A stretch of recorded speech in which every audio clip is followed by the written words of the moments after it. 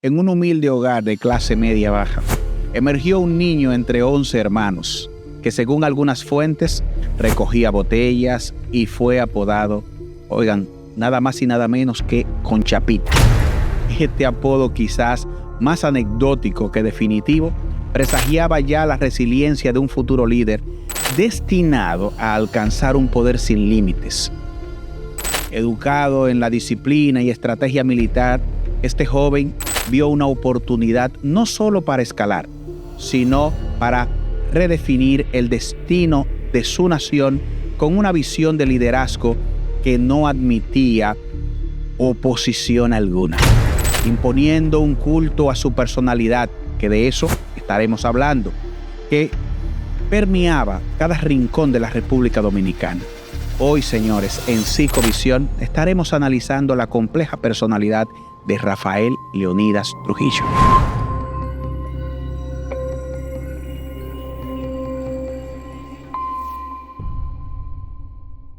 Señores, Rafael Leonidas Trujillo, personaje enigmático y tenido en nuestra nación como un ejemplo de lo que nunca deberíamos permitir que se dé en cuanto a la capacidad plenipotenciaria para afectar una nación.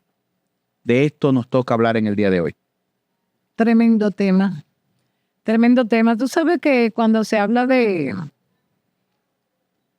tirano, yo tenía 3 años cuando mataron al chivo y no tengo realmente memoria de ese hecho. Imagínate, 3 años. Sin embargo, a los 5, 6, 7 años, cuando yo escuchaba a mi papá y a mi mamá hablar de ese hecho, yo sentía que ellos tenían miedo, aún después de su muerte. Y realmente yo he ido gestando una empatía por todos esos niños, adolescentes que vivieron y tuvieron que vivir el miedo de sus padres.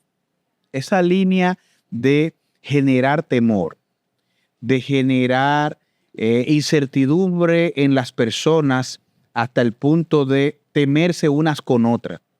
¿A qué perfil de personalidad pudiéramos nosotros abocarnos interpretativamente considerando esos aspectos? Rafael Leonidas Trujillo, señores, está realmente con unos rasgos de personalidad asociados a la psicopatía.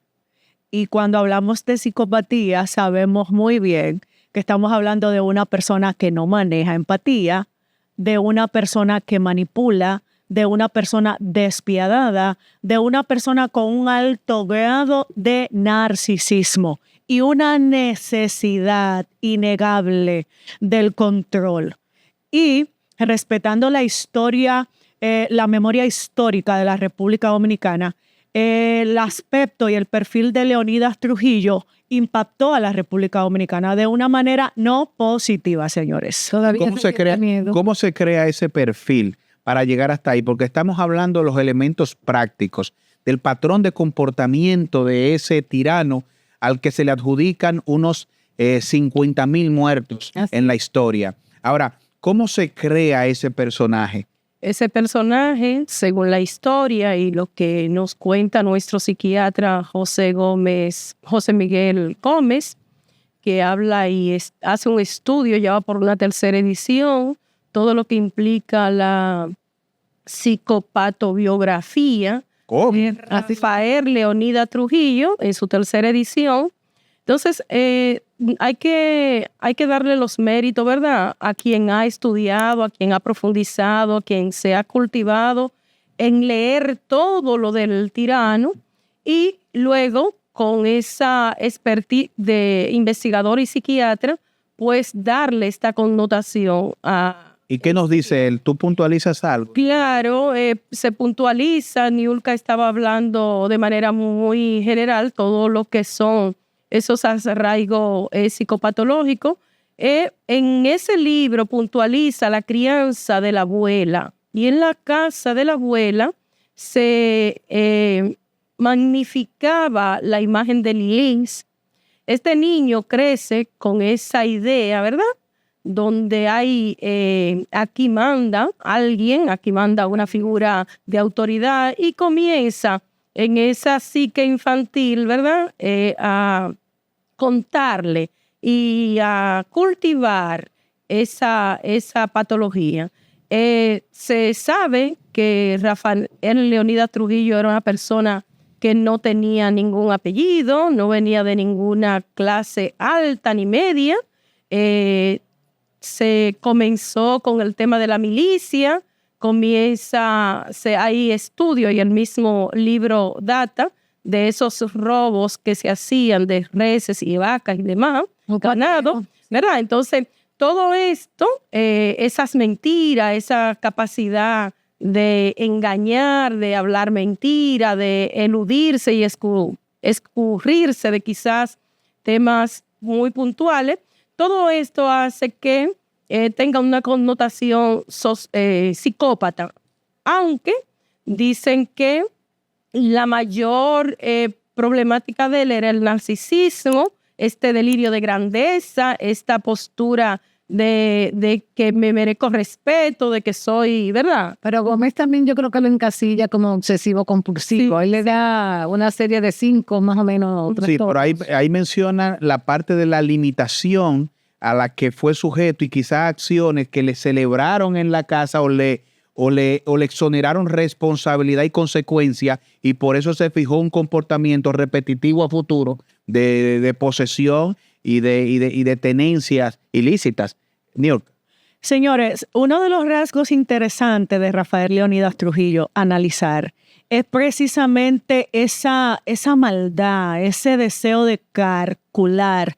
Y de hecho hay un dato histórico relevante en la historia dominicana, cuando en el 1937 hizo una masacre de haitianos, donde se fueron miles de haitianos, señores, y donde realmente vemos a un Rafael Leónidas Trujillo gozar. Entonces, uno de los rasgos que precisa la personalidad narcisista psicópata es precisamente gozar, con calcular y atacar y dañar. Y vemos a un Rafael Leónidas Trujillo que ejecuta de manera calculada sobre la población dominicana de aquel entonces. Pudiera preocupar incluso que su nieto, bajo esa misma línea nacionalista, ¿verdad? Y de objeción radical con respecto a la convivencia, aunque sea mínima, con los haitianos, preocupa que eso sea un discurso político y que, dicho sea de paso, la cuarta fuerza, más de un 1%, basado en personas que siguen esto. Entonces pudiera ser preocupante esa parte. Claro que sí, pero hay también otro punto que hay que señalar de este tirano, y es el uso, la cosificación de la mujer que quería, mujer que él tomara. Promiscuidad, el macho. El macho. ¿De dónde vendría eso? Bueno, ¿Algún complejo? Pudiera ser. Ebony, que Rafael Leónidas Trujillo tenía tanta necesidad de controlar que nosotras como mujeres no nos escapábamos. Claro. Él estampaba como vaca a las mujeres. Y aparte de estamparla, ay de quien se atreviera a tocarla. Y eso era una característica muy distintiva de don Rafael Leónidas Trujillo. No le gustaban viejas, Ebony. No, eran muchachitas. Se mandaba a matar cerrado. A mí también. Y control. Vamos a ver. Sabes que dentro de todo un marco narcisista y un marco de patología, se está gestado, de acuerdo a lo que plantea este psicólogo Alfred Adler sobre la psicología individual, existe un sentimiento y complejo de inferioridad que hace ver hacia los ojos de los demás un complejo de superioridad, de dominación, de creer que yo soy la figura importante y la única y suprema. Entonces, dentro de toda esa virilidad o todas esas situaciones de tener mujeres y todo esto, y que de hecho data la historia también por historiadores bien tuchos, quienes han investigado el tema de que se le conservaban esa doncella al tirano. Entonces, una situación bien Bien interesante en esa parte. Tú sabes que Adler habla acerca de la directriz compensatoria y oyéndote a ti me hace la idea de que quizás ese afán por poseer, por recolectar mujeres pudiera estar muy vinculado y representado en una disminución de su virilidad. Incluso pudiéramos materializarlo y decirle o hipotetizar si lo tenía grande o lo tenía chiquito. O algún Sí, porque- tipo de enfermedad venérea, como se llegó a comentar, que no sé si... Es que Trujillo tenía una personalidad totalmente perturbada. Él tenía una enfermedad vinculada con poco control de los esfínteres hasta el punto de que se orinaba y ver si La urofilia, tú estás hablando. esa enfermedad se vinculaba psicológicamente con ¿qué? Con culpa reflejada en su miembro.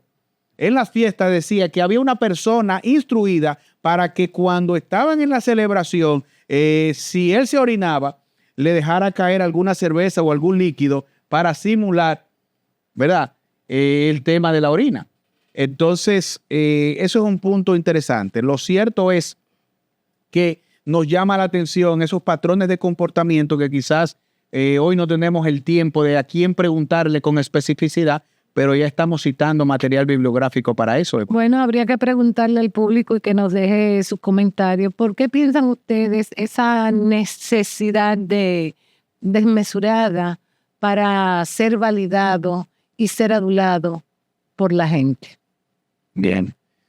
¿Qué nos dice la literatura, Norma? No, Que nos da pie a... Ojalá que nuestras generaciones que están aquí Conozcan esa y historia. que, ¿verdad? Conozcan la historia y que estén atentos a que nunca más se repita una historia como esta en nuestro país. Bueno, nos toca a nosotros como nacionales y como personas que hemos vivido esa historia poder discriminar, porque hay propuestas políticas, incluso personas que se relacionan y se unen en esas propuestas, que sus perfiles son parecidos y de alguna manera uno pudiera decir que se vinculan a ese pasado. Así que como nación diríamos, cuidado con eso. Cuidado con eso. Cuidado.